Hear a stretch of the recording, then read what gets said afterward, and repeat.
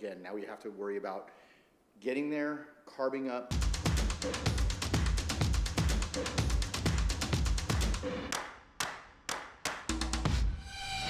What's up guys, and welcome. You're watching Fazi Fitness. So let's start this video with Samson Dauda and how he is feeling post prejudging at the Arnold Classic UK and how well the game plan of his wife worked for this Arnold UK show. So you can immediately sense that Samson Dauda looks very much relaxed mentally and he has every right to be. Has been involved in my prep my whole career. She's been involved in my bodybuilding career the whole time.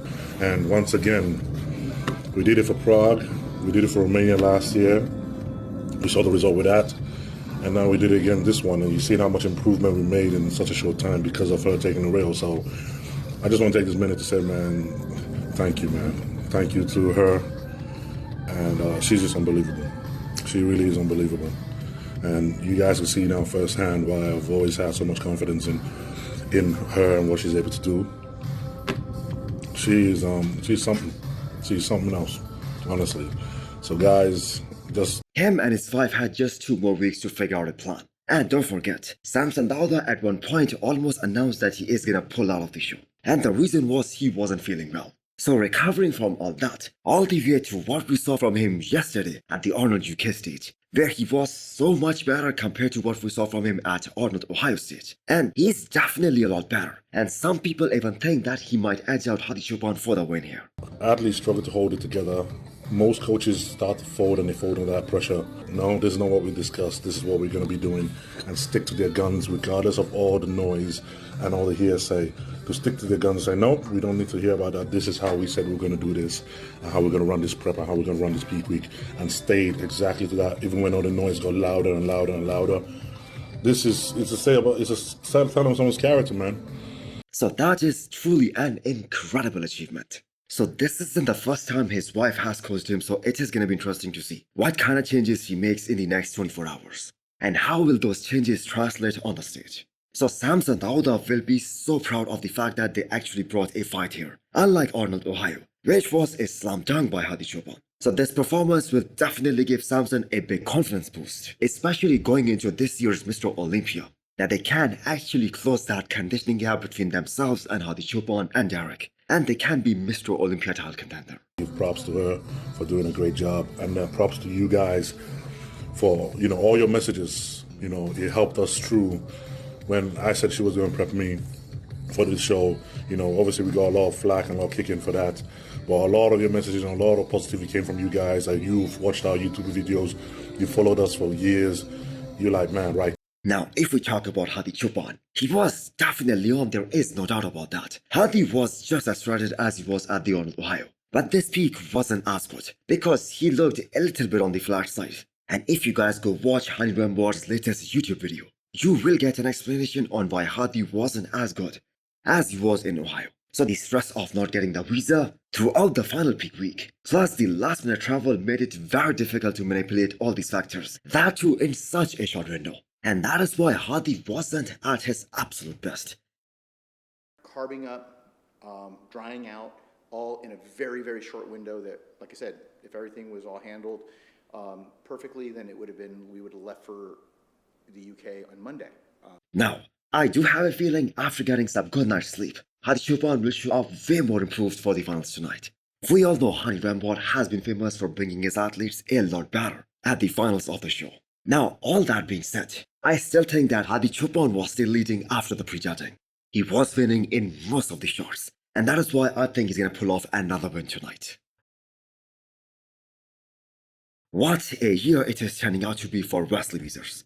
So if someone would have predicted that Wesley is gonna go from 7th place at the Olympia last year, all the way down to beating everyone except for Chris Bumstead, that Wesley was gonna beat a guy like Ramondino, who gave C-Bum a serious run for his money last year, everyone would have thought that that person is absolutely crazy. Because this is something none of us saw coming. Actually, this is something none of the competitors saw coming either. And now that we have seen Wesley beating Urs and Brion, not just once but twice, that too in just a matter of 2 weeks, he is getting at least top 3 finish at the Olympia this year. And you never know, maybe he's gonna be able to beat Ramondino as well at his best. And maybe he can be the one challenging Chris Bumstead for the Olympia title. Alright guys, I just got off stage. Look at that. The award given to me once again by Arnold Schwarzenegger. I'm incredibly happy. Like, even though Ohio is the bigger show, this show had me more in doubt, kind of, or more in a nervous excitement about what's going to happen. Is incredible. I'm incredibly happy. Now the road is paved open for the Mr. Olympia, so we're going to do our best to improve upon this physique. See you there at the next show, and I truly appreciate the golden support. So Wesley winning 2 shows back to back, it is now like a writing on the wall. It is inevitable. So here is how Wesley reacted to this win. This was taken just a few minutes after stepping off the stage. It's nearby. Unbelievable what just happened, guys. I can't believe it. It's incredible. I'm literally saying this like 15 minutes after coming off stage. Man, backstage, everybody important in the organization immediately gave me good pointers, feedback to be even better. So this is just the beginning of the Dutch oak, finding his roots. But you guys, thank you so much for the unbelievable support. I know I say this a lot, but without you, this would not be possible. So thank you very much. But for now, it's time for some food. And once again, food to start this off-season off right, to battle for the Olympia. I'll make it exciting for you guys. I'm very excited right now. And tomorrow, I'll be able to relax and tell you guys exactly how I feel. Thank you. Now you have got to give credit to Urs Klaczynski here as well. The way he reacted to this loss and showed great sportsmanship even after delivering one of the best performances of his entire classic physique career. That should be applauded. Him giving respect to the runner-up Bjorn Ansley, especially after losing to him for the very first time after 2 years. That is really commendable. So what is next for Urs? Is he gonna take a break or is he gonna continue to compete? Well, we will find out in just a few more days. But personally, I think he should take a break, rest, recover, and then start his prep for the Olympia 2024. Now, let's talk about some physique updates. The former 212 Mr. Olympia showing off his off-season physique. That too for the very first time in 2024. And boy, he looks like a monster. As Branch 1 says, pound for pound, Shaun is the most muscular guy in the entire Ivy Pro League. And that really shows. So we do not exactly know what led them to this decision, that they are gonna bring him in bigger at this past Mr. Olympia.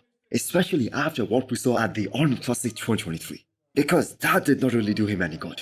His waist wasn't as tight as it was in 2022. Plus he was less detailed. And he looked a little bit blockier standing next to a guy like Keon. And that really cost him the title. Now in 2024, the plan is to go back to that 2022 version, where he was absolutely unbeatable. Possibly the best Shaun we have ever seen. So Shaun at his best versus Keon at his best. I think we cannot decide at this point which way it is gonna go. But this is a rematch that we are all really looking forward to. And if I'm not mistaken, Shaun is now 42 years old. And he has been competing for more than a decade now. So we cannot say how long he's gonna continue to compete. That too at the highest level. That too while fighting for the Olympia title. So if he is to take back that 212 title from Keon Pearson, then this is the year to do it. Vlad is one of the freakiest IVE pros in the current era. But that freakiness really does not translate on the stage. He competed only once during 2023. And he fell very short of everyone's expectations. So based on the pictures and the videos that he was posting, people really thought that he was gonna give Andre Presley a serious run for his money. But the judges on the other hand did not even consider him for a top 5 finish at Portugal Pro last year. And that was the only show that he did. Despite being in a damn good condition, I have to say in a contest ready shape for almost the entirety of 2023. He is one of those guys who stays so big and so lean throughout the year, whether he is competing or not. So what is next for Vlad? Well, he is planning to compete in 10 weeks time, which means he's going to be doing Korea Pro. And I have to say that is a really smart choice. It is highly unlikely that some of these guys, especially from the US, they are going to travel all the way to Korea. And secondly, the Korea Pro is scheduled to be on the same weekend as California Pro. So a guy like Vlad, who does not have the best shape, but he does have the ability to put on muscle extremely fast, he should definitely select his show more strategically. Because this year it is going to be extremely hard for a lot of these guys to even qualify for the Olympia. So lastly, we have an update of Logan Franklin, who is really fired up after seeing all these guys belt out on the Arnold Classic UK stage. And I have to say, watching Wesley rise to the top, That is gonna be such an inspiring story for a lot of these athletes. Because if we go back just 2 years, the Olympia 2020, where Logan Franklin made his Olympia debut, he was able to beat Wesley Vissers that day. So that has got to be really motivating not just for Logan, but for many bodybuilders out there in classic physique, that if they bring their all-time best, if they really put in the work, the judges might give them a chance to get compared to the top guys. Now the thing with Logan Franklin is that we do not exactly know how far off he is from reaching his weight cap, how much more muscle he can pack on his frame before he maxes out, because that is going to be a crucial factor. So he isn't as heavily muscled as some of the other top guys, but he is also a very big guy, he is a very wide guy. So last year he wasn't able to qualify for the Olympia. We saw him compete against guys like Terence Ruffin, which obviously Terence Ruffin won, which was expected. But Logan competing against guys like Jehan Park and Robert Timms, that was kinda unexpected. Many of us thought that Logan Franklin is gonna win this show. Especially Logan himself had the belief that he could win that show. But he is fired up to get back to the Olympia stage after a gap of 3 years. And he has always had that belief that one day he is gonna be in the first call out. So hit the thumbs up button if you liked the video. And smash the subscribe button if you wanna come back for more. Thanks for watching.